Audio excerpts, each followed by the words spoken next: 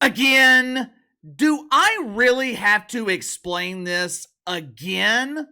Gather around, kids. Uncle Casey is going to teach you a lesson in basic economics. Please take notes this time because this professor is getting tired of teaching these same basic fundamentals over and over and over again. Part of me is kind of confused this morning. Woke up early this morning getting the dogs ready to take them to their spa day at the groomers, and on the way there, I get this Twitter notification from Jemele Hill. Now, I don't understand why Elon Musk continues filling my phone with notifications from Smelly Jemele. I don't follow her on Twitter. I am not clamoring for her thoughts on every single issue, and believe me, Jemele Hill has thoughts about everything. Vast majority of the time, it's the wrong, uneducated thoughts, and it's no different here with her attempt to victimize the dump divers in the WNBA. And you know, I don't want to just pick on Smelly Jemele here. She's not the only deacon at Woke United Methodist polluting the airways with toxic mouth farts. Most in the mainstream media, they are repeating the same tired narrative. The reason I'm so confused, I thought the media were big fans of the WNBA. I thought the media spent their summers watching elite athleticism in the dump. As you guys know, there's only one place to find airballed layups. There's only one place to watch bearded beauties attempt to dunk with the assistance of a trampoline. There's only one place where dribbling a significantly smaller basketball through potentially hairy legs is considered elite skill. With summer being a dead period for sports, the media, they spend the entire summer obsessing over the WNBA, begging you to give pretend basketball a chance. Well, KC, summer isn't a dead period for sports. Summer is the heart of baseball season.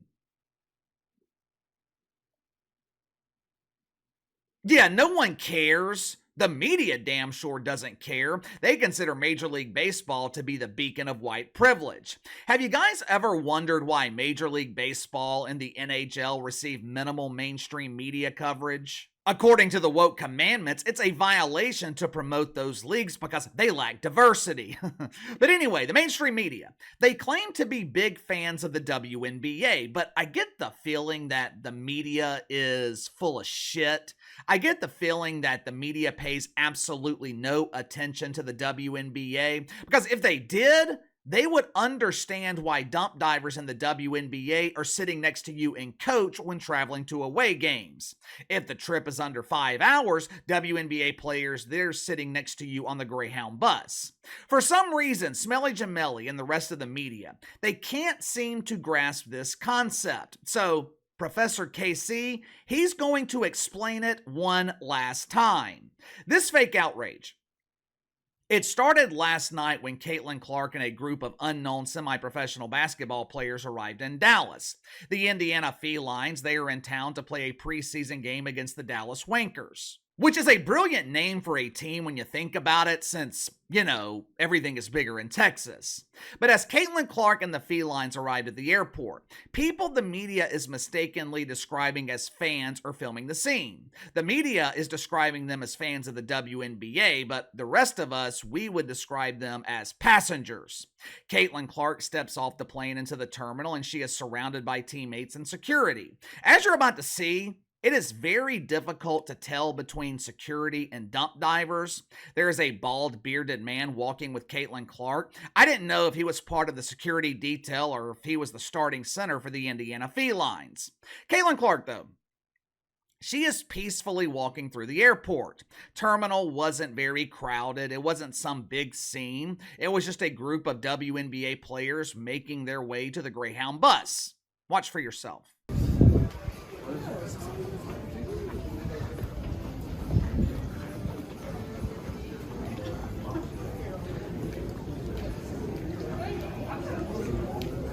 No big deal, right? Katie Rue Clark is walking through the airport. She waves to the male version of Lizzo, who is breathing heavily as he films her. The poor guy, he's having to exert so much energy keeping his phone elevated to make sure the gargantuan amount of body positivity in his stomach doesn't block the lens. Caitlyn Clark makes it through the airport to the bus unbothered. No big deal, right? This is outrageous! This is dangerous! This should never be allowed to happen! Why is the WNBA allowing these elite athletes to fly commercial instead of flying on Air Force One?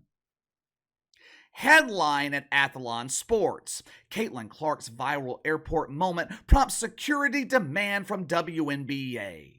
I mentioned the fake outrage from Smelly Jamelli earlier, but even the normally level-headed New York Post contributed to the delusion. Headline of the New York Post: Caitlyn Clark airport arrival spotlights WNBA's longtime issue.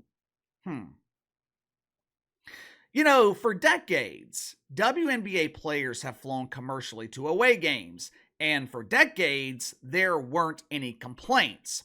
It wasn't until the summer of 2020 or maybe the summer of 2021 when we started seeing constant complaints from entitled WNBA players about having to fly commercial. What else was happening in 2020 and 2021? It was the summer of victimization. Playing the role of the ultimate victim was mainstream. WNBA players, they tried to take advantage of it by pushing for chartered airfare.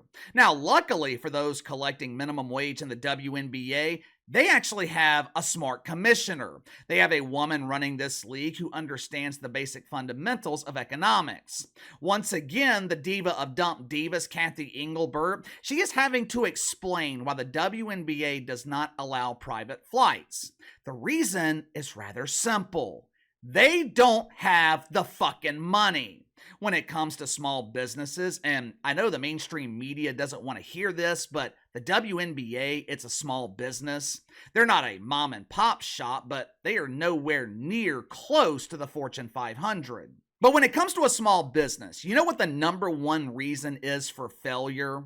The number one reason small companies go out of business?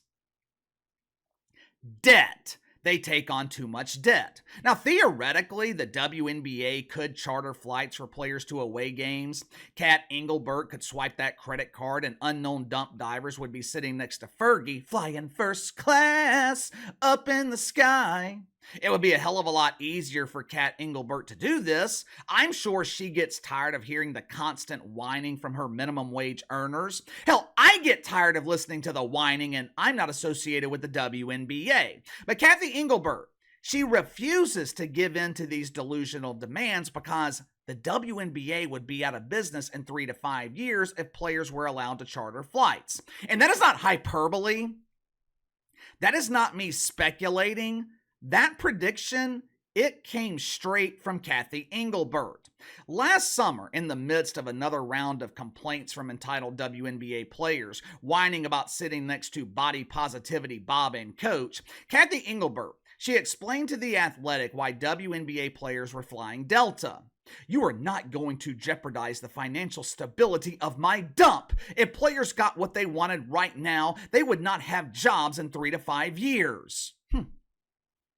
Translation: if WNBA players got exactly what they wanted, they would be unemployed. Which is why I have been saying for years now, go ahead and give these entitled whiners chartered airfare. Please, please, fly them privately all over the world.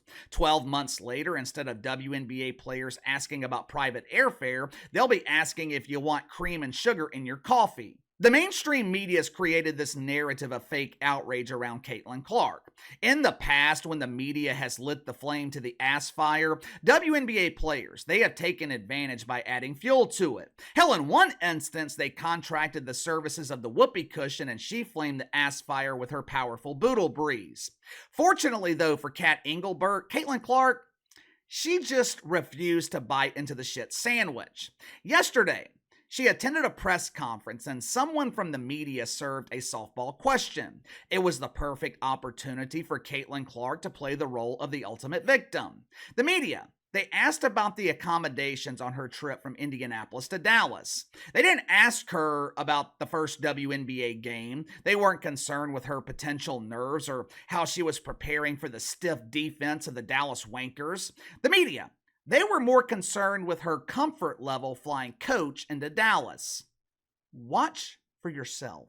At this point of my career and across the WNBA, it is what it is. I'm sure certainly everybody would say that they would love to be flying charter all the time. That's definitely would help a lot of problems, but I think the Fever organization has done a really good job of getting out ahead of things. There's going to be a lot of security traveling with us. There'll be certain plans of, how we're going to navigate going throughout airports and things like that. And, it's not just for us, it's for everybody in the WNBA. So it's not like we're the odd man out here. It's everybody has to navigate it. Everybody's dealing with the same thing. So you can't use it as an excuse. And like I said, I think the Fever organization has a really great plan in place to help keep everybody safe. Finally, we have a WNBA player who doesn't complain. Finally, a WNBA player who doesn't make excuses. What Caitlyn Clark said in that press conference, that's something most people can relate to. Most people don't complain. Most people don't make excuses when things aren't going their way. Hell, most people don't have that luxury. Good for Caitlyn Clark for refusing to fall into the victim mentality. While I was researching this video this morning, I found something that should be alarming for Adam Silver in the NBA. SB Nation, they compared courtside seats between the Indiana Felines and the Indiana Pacers. Courtside seats for playoff tickets for the Pacers, just over $1,200. Now, that is very, very cheap. A few years ago, I was out in San Francisco and I was looking for courtside seats for the Rainbow Warriors. This was during their prime years, the middle of their dynasty. Courtside seats for a regular season game, over $10,000. Courtside seats for a Pacers playoff game are $1,200. Those same seats for Caitlyn Clark's debut in the WNBA regular season, $2,400. Tickets for a regular season game in the WNBA double the amount of the NBA playoffs. Now, obviously, Caitlyn Clark is a huge draw. She's arguably the biggest star in basketball between the WNBA and the NBA. But to me, this is a massive indictment on the NBA. Remove Caitlyn Clark from the equation. $1,200 for courtside seats to the NBA playoffs? That's alarming in and of itself. I remember in 2018 when the Pelicans were in the second round, seats 15, maybe even 20 rows up, they were going for $1,200. I'm telling you right now, this could be an embarrassing postseason for the NBA. I think Caitlyn Clark's debut in the WNBA, I think she's going to outdraw the NBA playoffs on television. What about you, though? Will Caitlyn Clark outdraw the NBA playoffs? The media is once again expressing their fake outrage because WNBA players are forced to fly commercial. What did you think of how Caitlyn Clark handled this? I thought she handled it well. She handled it a hell of a lot better than other WNBA players have in the past, but let me know what you think. Sound off in the comments below. Like, subscribe, share the video. Appreciate your support. Best way to contact me is by email at btlkc84@gmail.com, KC_BTL84 on Twitter, and I'll see you guys tomorrow.